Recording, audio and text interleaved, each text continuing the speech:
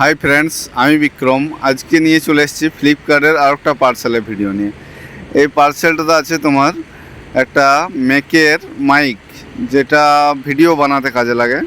তো আমি এখন যেহেতু ভিডিও বানাচ্ছি ফেসবুকে, ইউটিউবে, ইনস্টাতে, তো অনেকেই বলছে যে তোমার আওয়াজটা একটু কম আসছে, তা সাউন্ডের প্রবলেম হচ্ছে। তাই আমি ভাবলাম একটু আওয়াজের সাউন্ডের জন্য একটা মাইক নিয়ে নিলাম। তো মাইকটা হলো যে মেক কোম্পানি, তো মাইকটার সাথে দিয়েছিল চার্জার দিয়েছিল। তারপর তোমার এই যে এটা মানে ইসের তোমার আইফোনের অ্যাডাপ্টার দিয়েছিল।